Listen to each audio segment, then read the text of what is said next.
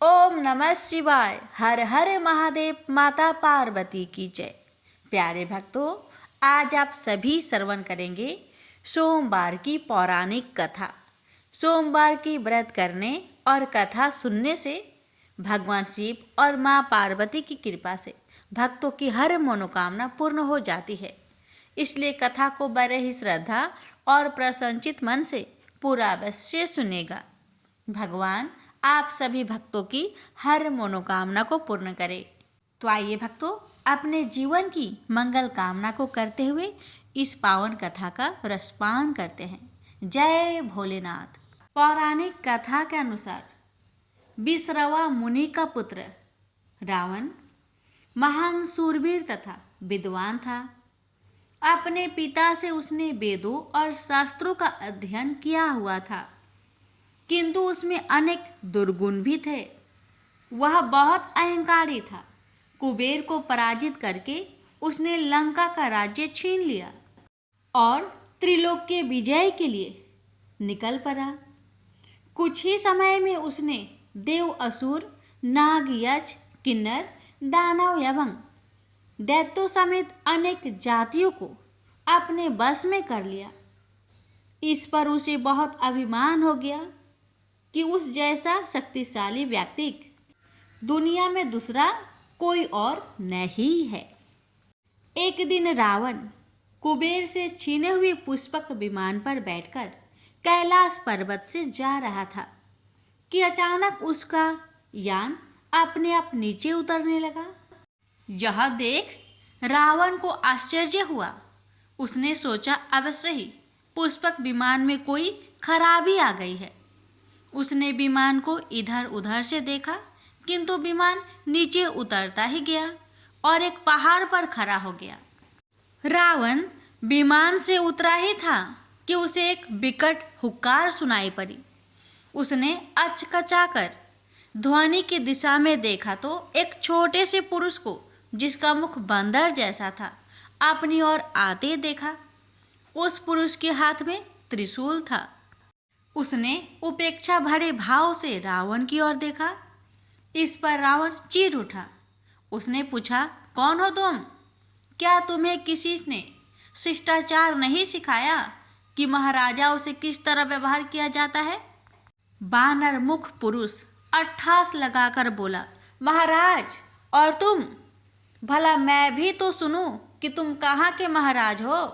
यह सुनकर रावण और भी ज्यादा क्रोधित होकर बोला, सुनो बानर, मैं लंका नरेश रावण हूँ और त्रिभुवन विजयी हूँ। मैंने सारे संसार को जीत लिया है। उफ, जीत लिया होगा, लेकिन यह कैलाश धाम है। यहाँ तुम्हारा किसी तरह का घमंड काम नहीं आएगा। यहाँ के अधिपति भगवान शिव है। बानर मुख पुरुष बोला। रावण ने हंसते हुए कहा, ओह, लगता है तुम्हारा शिव स्वयं को बहुत शक्तिशाली समझता है, तभी तो वह मुझे त्रिलोक के विजयी के आने पर भी निश्चिंत बैठा है। अब मैं इस स्थान को नष्ट भ्रष्ट किए बिना नहीं छोड़ूंगा, जिससे वह शिष्टाचार सीख सके। यह कहकर रावण ने गुस्से में भरकर कैलाश पर्वत को ही उखाड़ लिया। वह उसे अपने कंधों पर उठाकर फेंकने ही चाहता था कि पर्वत के हिलने से पार्वती चौंक कर शिव से लिपट कर बोली, स्वामी, ये क्या? आज कैलाश पर्वत डगमगा क्यों रहा है? शिव जी मुस्कुराते हुए बोले, लगता है कोई विवेकहीन व्यक्ति हमारी परीक्षा लेने पर तुला हुआ है। देवी, यह कहकर भगवान शिव ने कैलाश पर जो अपना अंगूठा दबा दिया, कैलाश पर्वत तत्काल नीचे बैठ गया और उसके नीचे रावण दब गया। रावण को अब पश्चाताप होने लगा। उससे महान भूल हो गई थी। उसने नीचे दबे ही शिव का जाप करना आरंभ कर दिया। वर्षों तक कैलाश के नीचे दबा रावण शिव उपासना करता रहा। उसकी भक्ति देखकर पार्वती को उस पर दया आ गई। वही शिव से बोली, प्रभु, उसे क्षमा कर दीजिए। अब तो वह प्रायश्चित भी कर चुका है। वैसे भी वह एक ब्राह्मण पुत्र है। वह मार्ग से भटक गया था। उसने आपकी परीक्षा लेनी चाहिए थी। पार्वती की बात सुनकर शिव ने कैलाश पर्वत से अपने अंगूठे का भार हटा लिया। रावण मुक्त होकर पर्वत के नीचे से निकला और पर्वत को यथास्थान पर टिका दिया। उसके बाद रावण ने शिव की कठिन तपस्या करनी आरंभ कर दी। उसने हवन कुंड तैयार किया और अपनी अंग काट काट कर हवन कुंड की अग्नि में डालने लगा। अंत में उसने जैसे ही अपने शीश को काटने के लिए तलवार उठाई, उसी समय वहां शिवजी पार्वती सहित प्रकट हो गए। शिव ने रावण को हाथ पकड़कर कहा, पुत्र, मैं तुम्हारी तपस्या से प्रसन्न हूँ, वरदान मांगो। रावण ने हाथ जोड़कर कहा, प्रभु, यदि आप मेरी तपस्या से प्रसन्न हैं तो मुझे ऐसा वर दीजिए कि मैं वैदिक, भौतिक और विज्ञान शास्त्र का ज्ञाता बनूं। संसार में मेरी प्रसिद्धि हो, मैं भगवान विष्णु के अलावा किसी अन्य से न मारा जाऊं। सूर, असुर, दानव, दैत्य सब पर अजय रहूं। मेरे 10 शीश हो जाए। ऐसा ही होगा वत्स। यह वर देकर भगवान शिव अंतर्ध्यान हो गए। फिर रावण अपनी लंका में लौट गया और अंतिम समय तक भगवान शिव का परम भक्त बना रहा। इस तरह भगवान शिव की कृपा से रावण का अभिमान भंग हुआ। प्रेम से बोलिए हर हर महादेव, माता पार्वती की जय। माटी नाम का एक बड़ा शिव भक्त था। उसने संतान प्राप्ति के लिए 100 साल तक शिव जी का कठोर तप किया। शिव जी ने उसे संतान का वरदान दिया। समय आने पर उसकी पत्नी गर्भवती हुई। पत्नी का प्रसव 4 साल तक नहीं हुआ तो माटी को बड़ी चिंता हुई। पता चला कि गर्भ का बालक कालमार्ग नामक राक्षस के डर से बाहर नहीं निकल रहा। माटी ने कालमार्ग से डरने के कारण अपने पुत्र का नाम रखा कालभीति। कालभीति जन्म से ही परम शिव भक्त थे। बड़ा होते ही कालभीति घोर तपस्या में लगे। बेल के पेड़ के नीचे पैर के अंगूठे पर खड़े हो वह 100 वर्षों तक एक बूंद भी पानी पिए बिना मंत्रों का जाप करते रहे। 100 वर्ष पूरे होने पर एक दिन एक आदमी जल से भरा हुआ घड़ा लेकर आया। कालभीति को नमस्कार कर उसने कहा कि जल ग्रहण कीजिए। कालभीति बोले, आप किस वर्ण के हैं? आपका आचार व्यवहार कैसा है? यह सब जाने बिना मैं जल नहीं पी सकता। पानी लाने वाला अंगतुक बोला, मैं जब अपने माता पिता को ही नहीं जानता तो अपने वर्ण का क्या कहूँ? आचार विचार और धर्मों से मेरा कोई वास्ता ही नहीं रहा है। कालभीति ने कहा, मेरे गुरु के अनुसार जिसके कुल का ज्ञान ना हो उसका अन्न जल ग्रहण करने वाला तत्काल कष्ट में पड़ता है। मैं पानी नहीं पीऊंगा श्रीमन। अंगतुक बोला, तुम्हारी बात पर हंसी आती है। जब सब में भगवान शंकर ही निवास करते हैं तो किसी को बुरा नहीं कहना चाहिए, क्योंकि इसमें भगवान शंकर की ही निंदा होती है। यह जल अपवित्र कैसे हुआ? घड़ा मिट्टी का बना है और आग में पका है, फिर जल से भर दिया गया है। मेरे छूने से अशुद्धि आ गई है तो अगर मैं अशुद्ध होकर इस धरती पर हूँ तो आप यहाँ क्यों रहते हैं? आकाश में क्यों नहीं रहते? कालभीति ने कहा, सभी में शिव ही है। सबको शिव मानने वाले नास्तिक लोग खाना छोड़कर मिट्टी क्यों नहीं खाते? आँख और धूल क्यों नहीं फाँकते? मैं यह नहीं कह रहा कि सब में शिव नहीं है। भगवान शिव सब में है ही। मेरी बात ध्यान से सुनिए। सोने के गहने बहुत तरह से बनते हैं, कुछ शुद्ध सोने के तो कुछ मिलावटी। खरे खोटे सभी आभूषणों में सोना तो है ही। इसी प्रकार ऊंच नीच, शुद्ध अशुद्ध सब में भगवान सदा शिव विराजमान है। जैसे खोटा सोना खरे के साथ मिलकर एक हो जाता है, इसी तरह इस शरीर को भी व्रत, तपस्या और सदाचार आदि के द्वारा शोधित करके शुद्ध बना लेने पर मनुष्य निश्चय ही खरा सोना होकर स्वर्ग लोक में जाता है। तो शरीर को खोटी अपवित्र चीजों से बिगाड़ना ठीक नहीं। जो व्रत उपवास करके शुद्ध हो गया है वह भी यदि इस तरह अशुद्ध होने लगे तो थोड़े ही दिनों में पतित हो जाएगा। इसलिए आपका दिया पानी मैं कभी नहीं पीऊंगा। काल भीति के ऐसे कहने पर अंगतुक हंसने लगा। उसने दाहिने अंगूठे से जमीन कुदेर कर एक बहुत बड़ा गड्ढा तैयार किया। फिर उसी में वह सारा जल ढुलका दिया। गड्ढा भर गया, पानी बचा रह गया। फिर उसने अपने पैर से ही कुदेर कर एक तालाब बना दिया और बचे हुए जल से उस तालाब को भर दिया। यह अद्भुत दृश्य देखकर काल भीति जरा भी नहीं चौंके। अंगतुक बोला, ब्राह्मण देव, आप है तो मूर्ख है, परंतु बातें पंडितों सी करते हैं। लगता है आपने विद्वान की बात नहीं सुनी। कुआं दूसरे का, घड़ा दूसरे का और रस्सी दूसरे की है। एक पानी पिलाता है और एक पीता है। सब समान फल के भागी होते हैं। ऐसा ही मेरा भी जल है। तुम धर्म के ज्ञाता हो, फिर क्यों इसे नहीं पियोगे? काल भीति ने विचार किया, यदि एक कार्य में अनेक सहायक हो तो काम करने वाले को मिलने वाला फल बंटकर समान हो जाता है। बात तो ठीक है। काल भीति ने उस मनुष्य से कहा, आपका यह कहना ठीक है। कुएं और तालाब का पानी पीने में दोष नहीं है, फिर भी आपने तो अपने घड़े के जल से ही इस गड्ढे को भरा है। यह बात सामने देखकर मैं हरगिज इसे नहीं पीऊंगा। काल भीति के हठ पर वह पुरुष हंसता हुआ अंतर्ध्यान हो गया। अब काल भीति को अचरज हुआ। सोचने लगे कि यह क्या किस्सा है। इतने में ही उस बेल के पेड़ के नीचे धरती फाड़कर सुंदर चमचमाता शिवलिंग प्रकट हो गया।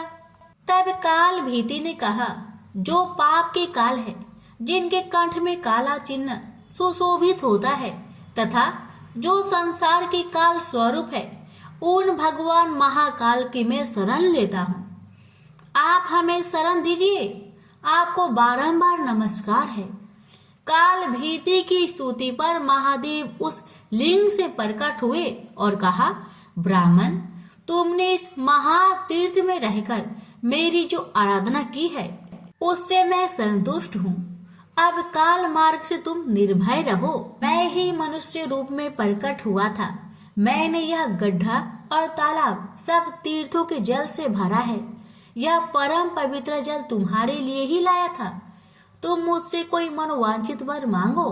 काल भीति ने कहा, प्रभु, यदि आप मुझ पर प्रसन्न हैं तो सदा यहाँ निवास करें। इस शिवलिंग पर जो भी दान पूजन किया जाए वह अच्छा ही हो। आपने काल से मुझे मुक्ति दिलाई है, इसलिए यह शिवलिंग महाकाल के नाम से प्रसिद्ध हो।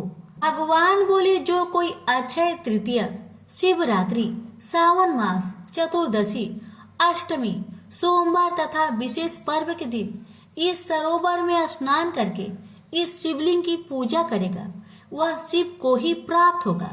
यहाँ किया हुआ जप, तप और रुद्र जप सब अच्छा ही होगा। तुम नंदी के साथ मेरे दूसरे द्वारपाल बनोगे। काल पर विजय पाने से तुम महाकाल के नाम से प्रसिद्ध होगे। शीघ्र ही राजश्री कर्णधम यहाँ आएंगे। उन्हें धर्म का उपदेश करके तुम मेरे लोक में चले आओ। यह कहकर भगवान रुद्र उस लिंग में ही लीन हो गए। स्कंद पुराण की यह कथा श्रवण, पठन एवं मनन करने से आशुतोष महाकाल अत्यंत प्रसन्न होते हैं। प्रेम से बोलिए हर हर महादेव। माता पार्वती की जय। भगवान शिव की पहली पत्नी सती थी। यह विवाह उन्होंने सती के पिता दक्ष की इच्छा के विरुद्ध किया था।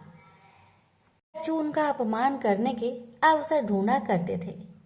पिता के ऐसे व्यवहार से लज्जित होकर सती ने अपना शरीर त्याग दिया। उनकी मृत्यु के बाद शिव हिमालय पर जाकर फिर से तपस्या में लीन हो गए।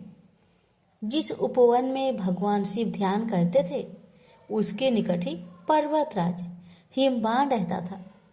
उसने स्वर्ग की अप्सरा मेनका से विवाह किया था। कुछ वर्ष बाद मेनका ने एक पुत्री को जन्म दिया।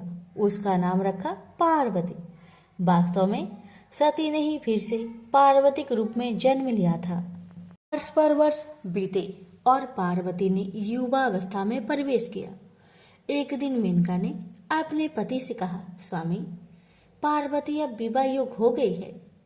अब हमें पार्वती के लिए योग वर खोजना चाहिए। हिमवान बोला, मैं जानता हूँ, परंतु कोई योग वर ध्यान में नहीं आता। मैं अपनी पुत्री का हाथ उसी के हाथ में दूंगा जो सब प्रकार से योग होगा। एक दिन नारद मुनि हिमवान के घर आए। जब उन्होंने पार्वती को देखा तो हिमवान से बोले, हिम, तुम्हारी पुत्री के भाग्य में तो भगवान शिव से विवाह करने का योग है। नारद मुनि की बात सुनकर हिमवान सोचने लगा, शिव के पास मैं कैसे जाऊं? उन्होंने अगर अस्वीकार कर दिया तो? सती की मृत्यु के बाद उन्होंने किसी स्त्री का मुख तक नहीं देखा। परंतु मुझे वर खोजने की आवश्यकता नहीं। नारद मुनि की भविष्यवाणी असत्य नहीं होगी। मैं धीरज पूर्वक प्रतीक्षा करूंगा। परंतु एक दिन हिमवान का धीरज टूट गया। उसे एक विचार सूझा। वह मेनका से बोला, मैं पार्वती को शिव की सेवा करने भेजता हूँ। वो उसके रूप और गुण के प्रति आकर्षित जरूर होंगे। मेनका बोली, विचार तो बहुत उत्तम है। हिमवान ने पार्वती को अपने पास बुलवाया और कहा, बेटी, भगवान शिव उस उपवन में तपस्या कर रहे हैं। तुम अपनी सहेलियों के साथ जाकर उनकी सेवा किया करो। पार्वती बोली, अवश्य पिताजी, हमने अनेक बार उन्हें देखा है। पार्वती और उनकी 2 सहेलियों को लेकर हिमवान शिव के पास गए और उनसे निवेदन किया, हे भगवान, आपके पास पूजा अर्चना की तैयारी करने वाला कोई नहीं है। मेरी पुत्री यह सेवा कर सकती है। हिमवान की बात सुनकर शिव सोचने लगे, कन्याएं भले ही सेवा करे। जो व्यक्ति संसार से वैराग्य ले चुका है उसे इनसे कोई व्याघात नहीं पहुंचेगा। यह सोचकर वे हिमवान से बोले, तुम्हारे इस प्रस्ताव के लिए मैं तुम्हारा आभारी हूँ। कन्याएं मेरी इच्छा अनुसार सेवा कर सकती है। शिव का प्रस्ताव सुनकर हिमवान बहुत प्रसन्न हुआ और कन्याओं को वहां छोड़कर चला आया। पार्वती शिव की सेवा करने लगी। वह उपासना के लिए कुछ तृण चुनती थी और गर्मी बढ़ने पर शिव पर पंखा झलती थी। इस प्रकार पार्वती हृदय से शिव से प्रेम करने लगी। इस बीच आपत्तिग्रस्त देवता इंद्र के साथ ब्रह्मा जी के पास आकर बोले, भगवान, असुर तारक के अत्याचारों से हमारी रक्षा करे। उसने स्वर्ग पर अधिकार कर लिया है और लोगों में हाहाकार मचा हुआ है। उसे प्रसन्न करने के लिए हमने उसे उपहार भी भेजे, परंतु हम जितना ही उसे प्रसन्न करने का प्रयत्न करते हैं उतनी ही उसकी कुधृष्टता बढ़ती जाती है। हमारी आपसे प्रार्थना है कि हमें कोई ऐसा नेता प्रदान कीजिए जो हमें उसके अत्याचारों से त्राण दिलाए। ब्रह्मा जी असहाय होकर बोले, प्रिय पुत्रों, मैं चाहते हुए भी तुम्हारी सहायता नहीं कर सकता। तारक को मैंने एक बार वरदान दिया था, उसी से वह इतना बलवान हो गया है। मैं भी उसका नाश नहीं कर सकता, परंतु एक उपाय है। शिव का पार्वती से विवाह विधि का विधान है। तुम जाओ और शिव पार्वती की सुंदरता का भान कराओ। शिव और पार्वती का जो पुत्र होगा वही तुम्हारा नेता बनकर तारक का वध करेगा। ब्रह्मा जी की बात सुनकर देवराज इंद्र सीधे प्रेम के देवता काम के पास पहुंचे और बोले, कामदेव, मैं तुम्हारे पास एक आवश्यक काम से आया हूं। तुम शिव पर अपना जादू चलाओ ताकि वे पार्वती से विवाह कर ले। इंद्र की आज्ञा पाकर कामदेव अपनी पत्नी रति के साथ शिव के कुंज में पहुंचे। वहां शिव को देखा तो उनका साहस छूट गया। उसी समय पार्वती वहां से निकली तो कामदेव का फिर से साहस बंधा। पार्वती ने नतमस्तक होकर कुछ पुष्प शिव के सम्मुख रखे। यह देख शिव बोले, तुम्हें ऐसा पति मिले जो बस केवल तुमसे ही प्रेम करने वाला हो। शिव की बात सुनकर पार्वती सोचने लगी, शिव का वचन कभी मिथ्या नहीं होगा। मैं कितनी भाग्यशाली हूँ। यह सोचकर पार्वती शिव के गले में माला पहनाने ही वाली थी, तभी कामदेव का बाण निशाने पर लगा। शिव ने पूरी शक्ति से अपनी भावनाओं को बस में किया और इधर उधर देखने लगे। उन्होंने कहा, मेरे मन की शांति भंग करने का साहस किसने किया? तभी उनकी दृष्टि कामदेव पर पड़ी। उस दृष्टि मात्र से कामदेव जलकर राख हो गए। यह देख रति मूर्छित हो गई। शिव पार्वती की ओर आंख उठाए बिना ही कुंज में चले गए। यह देख पार्वती शोक और लज्जा से विहल हो उठी और उदास मन से अपने घर लौट गई। उधर जब रति की मूर्छा टूटी तो उसने सोचा, जब मेरे पति ही नहीं रहे तो मैं जीकर क्या करूंगी? अच्छा यही है कि मैं भी मरकर उनके पास पहुंचूं। वह यह सोच ही रही थी कि तभी आकाशवाणी हुई, जीवन मत त्याग। पार्वती तपस्या करके शिव को वर के रूप में पाएगी और उनके विवाह के दिन तेरा पति पूर्ण जीवित होकर फिर से तुझे मिलेगा। आकाशवाणी सुनकर रति को ढढस बंधा और वह उस दिन की प्रतीक्षा करने लगी। उधर शिव के व्यवहार से पार्वती को बहुत दुख हुआ, परंतु उसके प्रेम में कमी नहीं आई। वह सोचने लगी, मेरा सौंदर्य उन्हें आकर्षित नहीं कर सका, परंतु मैं हार नहीं मानूंगी। सौंदर्य से नहीं तो मैं अपनी तपस्या और भक्ति से उन्हें प्राप्त करूंगी। यह सोचकर उसने अपना निर्णय अपने माता पिता को बताया। पार्वती के निर्णय के आगे माता पिता को झुकना पड़ा और उसे आशीर्वाद देकर विदा किया। सुंदर वस्त्रों तथा आभूषणों का त्याग करके पार्वती कुंज में तपस्या करने बैठ गई। कई वर्ष बीत गए, परंतु पार्वती ने आशा नहीं छोड़ी। एक दिन वह जल कुंड में प्रवेश करने से पहले पूजा अर्चना की तैयारी कर रही थी कि एक युवक ऋषि उनसे मिलने आया। उसने पार्वती से कहा, तुम्हारा यह सुकुमार शरीर कैसे ये कठिन कर्म करता है जो तुम्हारी आत्मा उसे करवा रही है? तुमने संसार को दिखा दिया है कि सुंदरता और पवित्रता एक दूसरे को नष्ट करने के लिए नहीं है। तुम्हारे आचरण ने तुम्हारे पिता के गौरव को और बढ़ाया है। सुकुमारी, तुमने यह कठिन तपस्या का व्रत क्यों लिया है? घर लौट जाओ। सुकुमारी, तुम तपस्या त्याग दो। जो सिद्धियां मैंने प्राप्त की है उनमें से आधी मैं तुम्हें दूंगा, लेकिन कृपया तपस्या का कारण बता दो। पार्वती ने अपनी सखी से कारण बताने को कहा तो सखी ने कहा, मेरी सखी पार्वती ने शिव का प्रेम जीतने का निश्चय किया है। अपने सौंदर्य से तो यह उन्हें नहीं रिझा सके, अतः तपस्या और त्याग का सहारा लिया है। सखी की बात सुनकर ऋषि ने पार्वती से कहा, क्या यह सत्य है या तुम्हारी सखी हंसी कर रही है? पार्वती बोली, यह सत्य है ऋषिवर। मैं शिव की पूजा करती हूँ। मुझे विश्वास है तपस्या और भक्ति से एक दिन में उनका प्रेम प्राप्त करने में सफल हो जाऊंगी। ऋषि ने कहा, ओह, तो ये बात है। मैं शिव को जानता हूँ। वह तो अपने सारे शरीर पर भस्म रमाए रहता है, आग उससे लिपटे रहते हैं, चर्म धारण करता है। तुम्हारी जैसी सुंदर युवती कैसे उसकी पत्नी हो सकती है? वह निर्धन है, अघोर है, यह सारा संसार जानता है। वह तुम्हारे योग नहीं है। उसका विचार त्याग दो और कोई दूसरा व्यक्ति चुन लो।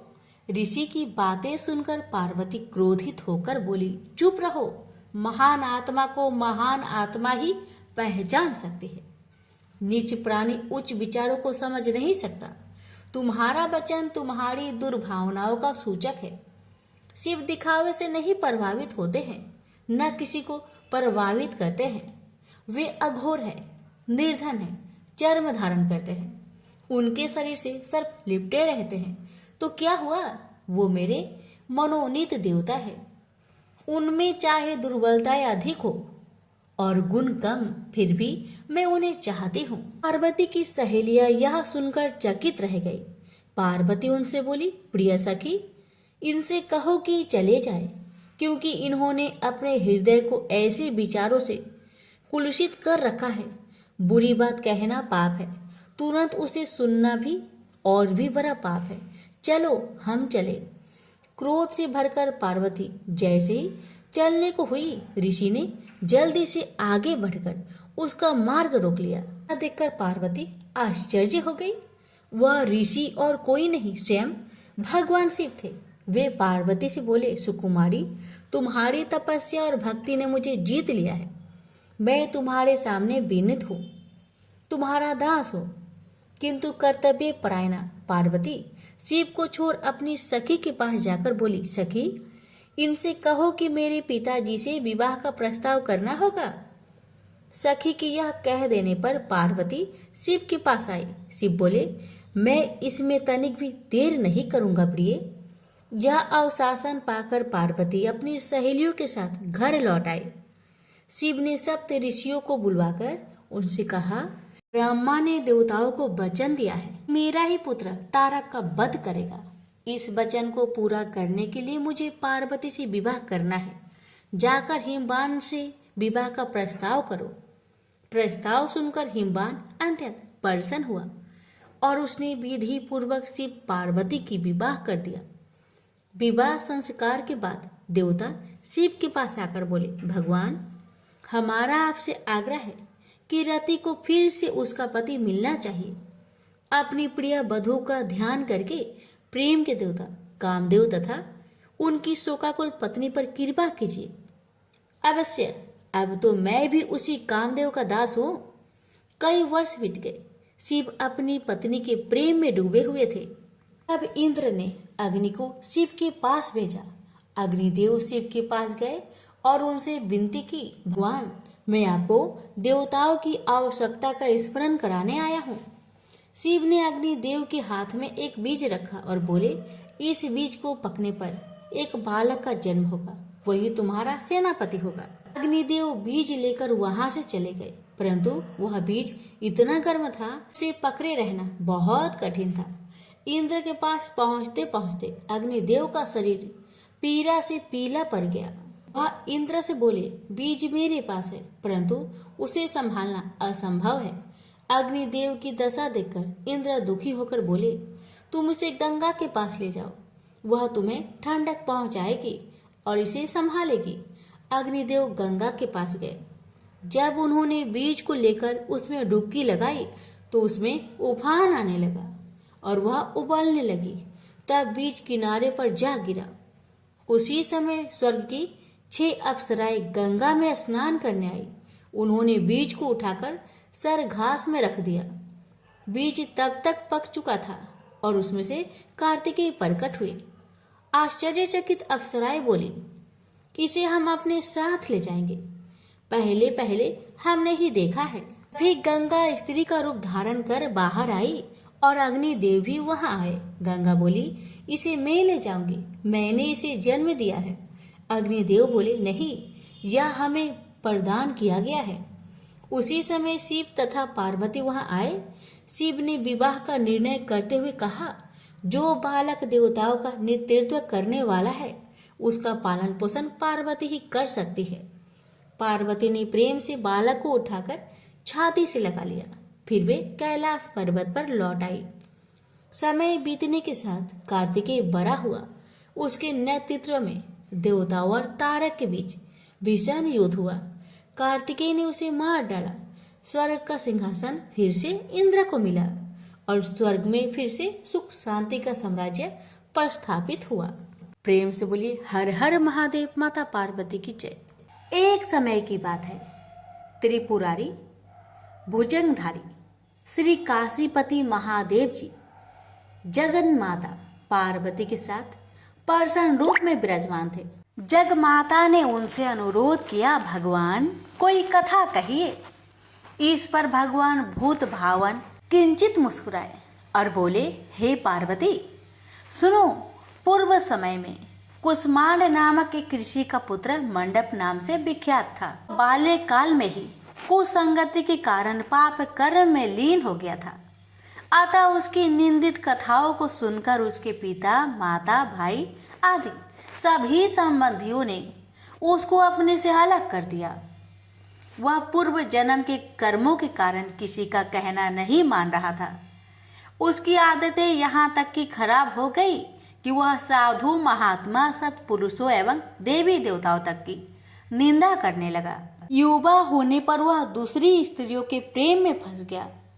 प्रेम के बस में होकर वह औरों के द्रव आदि की चोरी में भी लीन हो गया। उसके दो घनिष्ठ मित्र थे, एक था नापित, दूसरा था पटहारा। इन तीनों ने मिलकर विचार किया कि किसी धनी के घर चोरी करके अधिक धन प्राप्त किया जाए। अतः तीनों ने मिलकर राजा के यहाँ चोरी की। इस चोरी के कारण बहुत सा धन हाथ लगा। सारा धन मंडप के पास था। दोनों मित्रों के मांगने पर भी उसने उन लोगों का हिस्सा नहीं दिया। इस धन को वह एक वेश्या के यहाँ ले गया। वेश्या के यहाँ वह प्रेम लीला करने लगा। इस बीच उसको प्यास लगी। पलंग के नीचे रखी गिलास उसने खाली कर दी। स्वाद कुछ दूसरा था। इसमें क्या था? उसने वेश्या से पूछा। इसमें मदिरा थी। मंडप को इससे बड़ा दुख हुआ। मदिरा पान करके उसने महापाप किया है, यह सोचकर वह बड़ा दुख करने लगा। पर वेश्या बराबर मदिरा का गुणगान करती गई। उसने मंडप को फुसलाकर और मदिरा पिला दी तथा उसका सारा धन लेकर उसको बाहर निकाल दिया। होश में आने पर मंडप बड़ा विलाप करने लगा। पश्चाताप करता हुआ वह अपने मित्र के पास आया। सारी आप बीती सुना दी। उन मित्रों ने कहा, हे मित्र, तुमने मदिरा पान करके बड़ा पाप किया है। अब तुम इसका प्रायश्चित करो। मुझे प्रायश्चित का उपाय कहो। बिना प्रायश्चित के सुरापान का दोष नहीं मिटेगा। अतः उस वेश्या से स्वर्ण प्राप्त कर दान करो। यदि तुम ऐसा नहीं करोगे तो हम लोग तुम्हारी बड़ी निंदा करेंगे। यह सुनकर मंडप बड़ा दुखी हुआ। वह वेश्या के पास आया और वेश्या से अपना सारा दुखड़ा सुनाया। उसने वेश्या से स्वर्ण की मांग की। इस पर वेश्या बड़ी बिगड़ी और बोली, तुमने जो धन दिया है अब उसकी मांग मत करो। वेश्याएं कभी मिला हुआ धन वापस नहीं करती। क्या तुमको इस साधारण नियम का ज्ञान नहीं है? इस पर मंडप गिड़गिड़ाने लगा, पर वेश्या का हृदय पर इसका जरा भी असर न हुआ। उसने अन्य वेश्याओं को बुला लिया। सब मिलकर उसकी भर्त्सना करने लगी। कई ने तो उसको धमकी भी दे दी। हे पार्वती! इस प्रकार मंडप बहुत अपमानित होकर वहां से निकाल दिया गया। मंडप विलाप करता हुआ अपने पिता के घर की ओर चला। उसके दोनों मित्र पीछे लग गए। जब मंडप पिता के सामने आया तो दोनों मित्रों ने उसका हाथ पकड़ लिया। बोले, मंडप, हम लोगों ने मिलकर राजा के यहाँ चोरी की है, पर तुमने हम लोगों का अंश नहीं दिया है। तुम हम लोगों का अंश दो। यह बात सुनकर कुष्मांड मुनि बहुत दुखी हुए और बोले, इस अधम से तुम लोगों की मैत्री कैसे हो गई? मंडप के मित्रों ने कहा, हे मुने, इसे भाभी ही समझिए। पर न्याय की बात तो यह है कि आपका पुत्र हमारा अंश नहीं दे रहा है। यह सारा धन लेकर एक वेश्या के यहाँ चला गया। उसने सारा धन ले लिया। वह वेश्या वाद विवाद में बड़ी चतुर है। वह धन वापस नहीं करेगी। अतः आप हमारा धन दिलवाइए, अन्यथा हम राज दरबार में गुहार करेंगे। इस पर कुष्मांड मुनि ने अपने पुत्र का हाथ पकड़ लिया। मुनि ने कहा, चलो मैं स्वयं राजा के पास चलता हूँ। न्याय प्रिय और धर्मात्मा राजा के दंड से पाप का नाश हो जाता है। पाप का प्रायश्चित न करने पर नरक यातना भोगनी पड़ती है। इस पर मंडप के मित्रों ने कहा, हे मुने, आप अपने पुत्र को हमारे हवाले कर दे। राज दरबार में आपका जाना ठीक नहीं है। हम लोग इससे निपट लेंगे।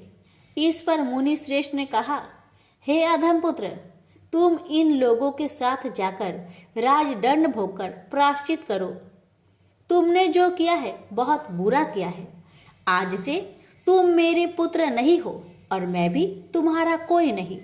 जब तक तुम प्रायश्चित करके नहीं आओगे मैं तुम्हारा मुख नहीं देख सकता। मंडप के मित्र मंडप को अपने साथ ले गए। दूर एक घने जंगल में ले जाकर पहले तो उसकी खूब भर्त्सना की, फिर बाद में उसको पीटना शुरू किया। बेहद पीटने के कारण मंडप बेहोश होकर गिर पड़ा। उसके मित्रों ने समझा कि वह मर गया, अतः उसको मरा हुआ जानकर उसके मित्रगण उसे वहीं छोड़कर चले गए।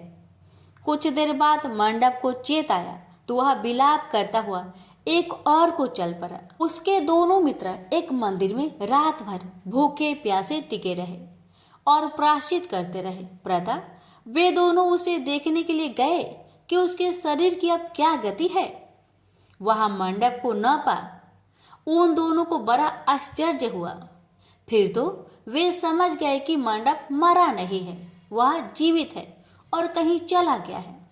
उस दिन शिव महात्म्य को जानने वाले लोग पंचकोशात्मक लिंग की प्रदक्षिणा कर रहे थे। मंडप भी उन लोगों के साथ हो गया। यात्रीगण कद्रमेश्वर के समीप रहे। मंडप ने भी वहां रहकर सारी रात जागरण किया। सब यात्रियों ने उसको साधु मान लिया और वह इस बात को भी मान गए कि वह परम शिव कुष्मांड का पुत्र मंडप है। मंडप शिवव्रतधारी परम शिव साधु के रूप में मान लिया गया। मंडप ने शंकर प्रतिमा के समक्ष नृत्य और भजन प्रारंभ कर दिया। सज्जनों ने उसकी भक्ति देखकर उसका बड़ा आदर किया। मंडप भी सत्संग से परम भक्ति भाव वाला हो गया। अब उसको ज्ञान हो गया कि शिव भक्ति के प्रताप से ही उसका इतना आदर हो रहा है। वह सबका प्रिय हो गया, साथ ही भोजन धन्य धान्य श्रद्धा भी मिल रही है। मंडप चंडिका देवी के मंदिर में आया।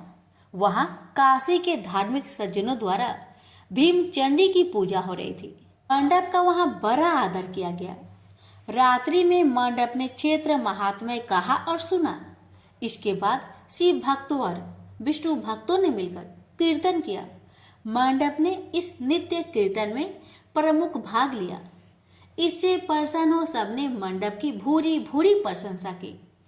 इस प्रकार मंडप का मन शिव में लग गया। हे पार्वती, इस प्रकार मंडप मेरे क्षेत्र की प्रदक्षिणा करने लगा। ब्रह्म हत्या, सुरापान और चौड़े कर्म आदि पापों से छुटकारा पाने के लिए मेरी स्तुति करने लगा। इस प्रकार की आराधना से वह सारे पापों से मुक्त हो गया। देहली विनायक में आकर मंडप जीवा की लोलुपता से मुक्त होकर केवल शिव शिव का उच्चारण करने लगा। उसकी साधना और भक्ति भाव को देखकर सर्वत्र उसका बड़ा आदर और मान सम्मान होने लगा। हे पार्वती, मंडप ने अन्न जल सब त्याग दिया और बार बार विलाप कर कहने लगा कि ब्राह्मण शरीरधारी होकर भी मैंने स्वर्ण की चोरी की, साध्वी माता को ठगा, वेश्यागमन, सूरापान किया, ब्राह्मण शब्द का हनन किया। पश्चाताप से मंडप बेहाल हो गया। हे देवी, मंडप के मन में यह विचार आया कि मेरे क्षेत्र की प्रदक्षिणा करने से वह सारे पापों से मुक्त हो जाएगा। अतः वह काशी काशी शिव शंकर शिव शिव की रट लगाकर अपने पापों का प्रायश्चित करता हुआ मेरे क्षेत्र की परिक्रमा करने लगा। रामेश्वर लिंग में आकर उसने स्नान पूजन किया, सोमनाथ का पूजन किया, सीता और लक्ष्मण के साथ श्री राम जी का पूजन किया। पूजन और भक्ति भाव देखकर सर्वत्र उसकी प्रशंसा हुई। मंडप ने अन्न जल त्याग दिया था। तदनंतर वृषभ ध्वज में आकर स्नान देव पूजन किया। प्रातः काल वरुणा संगम में स्नान किया। मुझे पूछता हुआ वह मेरे मंदिर आया। उसने आकर बड़ा दान पुण्य किया। संतोष मंडप ने साष्टांग प्रणाम किया। वह अनेक महात्मा उपस्थित थे। हे पार्वती, मंडप सबके आगे हाथ जोड़कर खड़ा हो गया और पूछने लगा, हे महात्माओं, मैंने बड़े बड़े पाप किए हैं। आप लोग कृपया यह बतलाइए कि इन पापों से मेरा छुटकारा किस प्रकार होगा। सभी महात्माओं ने कहा, हे मंडप, तुम शिव शक्ति केशव के भक्त हो गए हो। पंचक्रोशमात्मक लिंग प्रदक्षिणा से और शिव कीर्तन से तुम्हारे सारे पाप नष्ट हो गए हैं। इस प्रकार सुन मंडप ने कहा, हे सदस्य गणों, पिताजी ने तो मुझको घर से निकाल दिया है, अब मैं अपने घर कैसे जाऊं और हे मुनि श्रेष्ठों, पिता को कैसे अपना मुख दिखलाऊं। इस पर सबने कहा, अब तुम्हारे सारे पापों का प्रायश्चित हो गया है, तुम सहर्ष घर जा सकते हो। हे पार्वती, इस प्रकार मंडप अपने पिता के घर के सामने आया और शिव शिव शंभो शंभो महादेव महादेव का उच्चारण करने लगा। स्वर सुनकर कुष्मांड मुनि ने अपनी पत्नी से कहा, हे प्रिय, देखो तो कौन द्वार पर शिव का उच्चारण करता हुआ हमें परम सुख दे रहा है। शिव नाम की अमृत वर्षा कौन कर रहा है। मुनि पत्नी ने द्वार पर अपने पुत्र को देखा। हे पुत्र, तुम्हारा आना कैसे हुआ। मंडप ने कहा, हे माता, आपको और पिताजी को महात्मागण बुला रहे हैं। यह सुनकर मंडप की माता अपने पति के पास आई और उनसे सारा वृत्तांत कहा। हे पूज्यवर, आपका पुत्र शिव का नाम रट्टा हुआ द्वार पर उपस्थित है। उसका कहना है कि प्रायश्चित करके वह पवित्र हो गया है। सदस्यगण आपको बुला रहे हैं, वे प्रायश्चित का प्रमाण देंगे। कुष्मांड मुनि दरवाजे पर आए। उन्होंने रुद्राक्षधारी शिव भक्त मंडप को देखा। तुम क्यों आए हो। थोड़े से प्रायश्चित से बड़े पाप का नाश नहीं होता है। मंडप ने कहा, हे पिताजी, इसमें कोई संदेह नहीं है कि मैंने बड़े पाप किए हैं। इतना होने पर भी महात्मागण आपको बुला रहे हैं। मुनि अपनी पत्नी के साथ महात्माओं के पास आए। महात्माओं ने एक स्वर से कहा, हे मुनिवर, आपका पुत्र समस्त पापों से मुक्त हो गया है। कुष्मांड ऋषि ने पूछा, हे मुनि श्रेष्ठों, किस आधार पर आपकी दृष्टि में मेरा पुत्र पाप मुक्त हो गया है। इसने तो बड़े बड़े पाप किए हैं। महात्माओं ने कहा, हे मुनि, इस मुक्ति मंडप के स्वामी श्री भगवान विष्णु है, वही इसका उत्तर देंगे। महात्माओं ने विष्णु भगवान की स्तुति की। इस पर आकाशवाणी हुई, हे स्तुति करने वाले महात्माओं, यह महापापी मंडप जो कुष्मांड मुनि का पुत्र है, अब अपने पापों से मुक्त हो शुद्ध हो गया है। यह साधु संतों के साथ शिव शंकर के क्षेत्र की परिक्रमा कर चुका है। अब कुष्मांड मुनि इसे ग्रहण कर सकते हैं। इस प्रकार हे पार्वती, मंडप को कुष्मांड मुनि आदर पूर्वक अपने घर ले गए। इस कथा को सुनकर माता पार्वती परम प्रसन्न हुई। बोली, प्रभु, आपने यह महत्वपूर्ण कथा कही, इससे कलयुग में प्राणियों का बड़ा भला होगा। कृपा कर इस पर कुछ और प्रकाश डाले। इस पर शिवजी बोले, हे पार्वती, अब तुम भैरव जी की कथा सुनो। इस पर भैरव जी प्रकट हुए और बोले, त्रेता युग में समदर्शी सांडल्य नाम का एक ब्राह्मण था। वह महापंडित था। उसकी पुत्री का नाम विशालाक्षी था। वह अति सुंदरी थी। बाल्यकाल में ही उसके पिता ने उसका विवाह कर दिया। विवाह के बाद भी वह अपने पिता के घर पर रहती थी। वह युवा हो गई। युवा अवस्था होने पर भी उसका पति न आया, अतः सांडिल्य ब्राह्मण की कन्या पाप रहता हो गई। इस कन्या ने काशी में बड़े पाप किए। सुंदरी होने के कारण दूर दूर के युवक उसके पास आने लगे। एक समय की बात है, बड़े बड़े पापों को नष्ट करने वाली पंचक्रोशी यात्रा के मार्गियों देखकर वह विचारने लगी कि इस लोगों को पाप रट किया जाए। उस रात यात्रीगण दुर्गा कुंड पर रुके थे। विशालाक्षी धन के लोभ से वहां गई। वहां भजन कीर्तन कर स्वयं रचाया।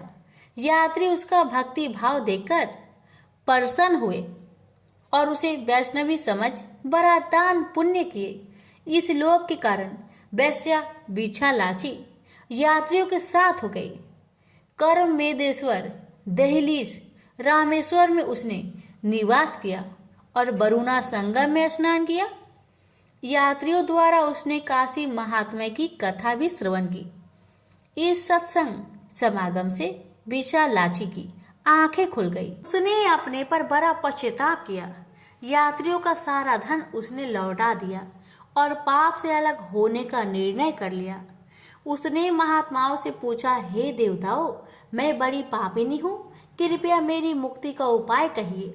इस पर महात्माओं ने कहा, देवी तुम धन्य हो, तुमको पापों से भय नहीं करना चाहिए। तुमने काशी क्षेत्र की प्रदक्षिणा की है, अब तुम हमारे साथ प्रदक्षिणा जारी रखो। विशालाक्षी ने उपयुक्त वचनों पर विश्वास किया। वह महात्माओं के साथ हो गई। 5वें दिन सभी यात्री वृषभ खंड में रहे, वह भी उन्हीं के साथ रही। सभी ने वरुणा संगम में स्नान किया और आदि केशव का पूजन किया। विशालाक्षी मुक्ति मंडप में आई। उसने बड़े भक्ति भाव से शिव शंकर की पूजा की। इस प्रकार विशालाक्षी सभी पापों से मुक्त हो गई। उसके पिता सांडल्य ने बड़े आदर के साथ उसे अपने घर में स्थान दिया। वह इस प्रकार पवित्र हो गई। भैरव जी बोले, हे पार्वती, यह काशी क्षेत्र का महात्म्य है। इसे पढ़ने, सुनने, सुनाने से सबका कल्याण होता है। प्रेम से बोलिए हर हर महादेव, माता पार्वती की जय, भैरवनाथ की जय। किसी नगर में एक धनी व्यापारी रहता था। दूर दूर तक उसका व्यापार फैला हुआ था। नगर के सभी लोग उस व्यापारी का सम्मान करते थे।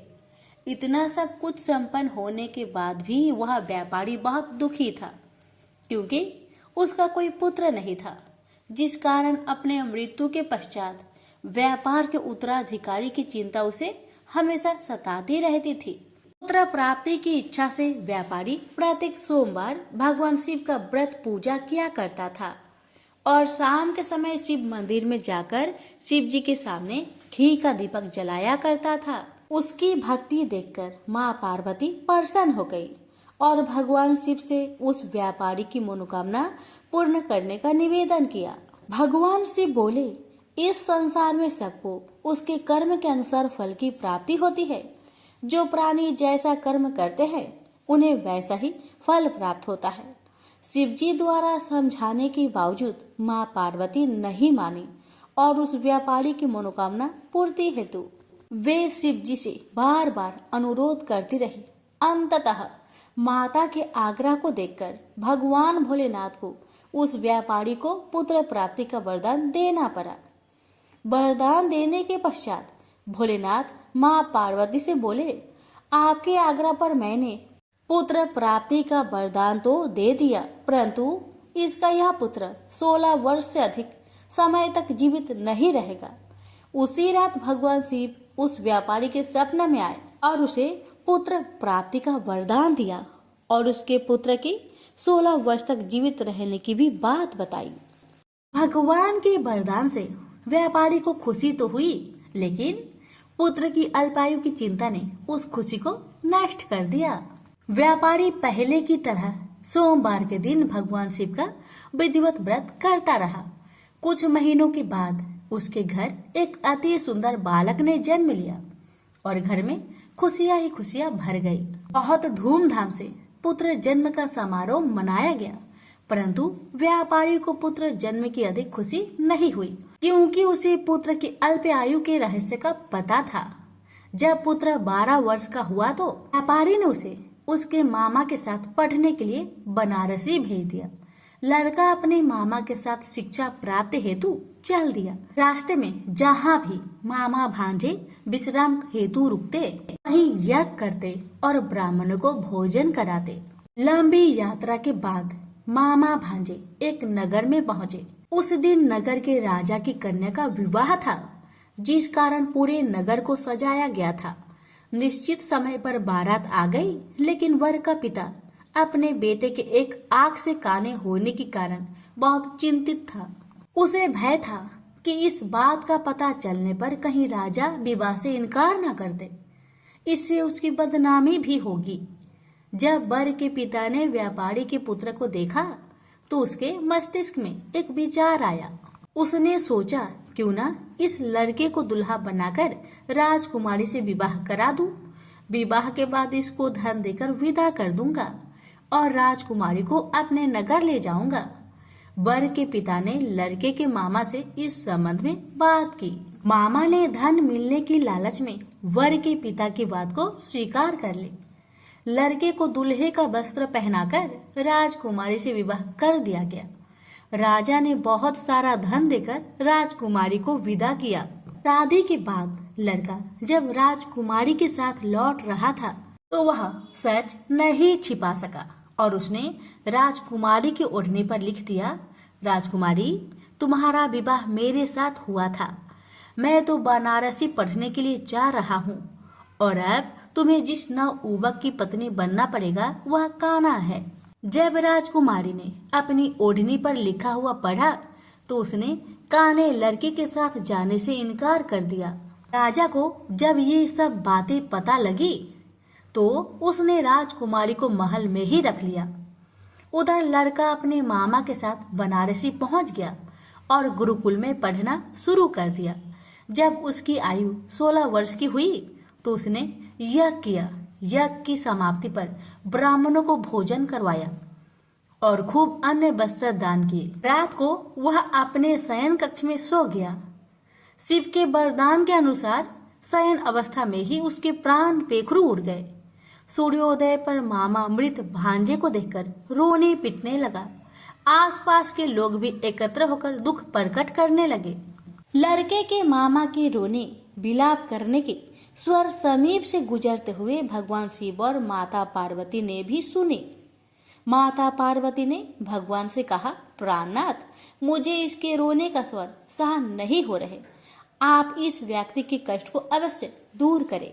भगवान शिव ने माता पार्वती के साथ अदृश्य रूप में समीप जाकर देखा तो भोलेनाथ माता पार्वती से बोले, यह तो उसी व्यापारी का पुत्र है जिसे मैंने 16 वर्ष की आयु का वरदान दिया था।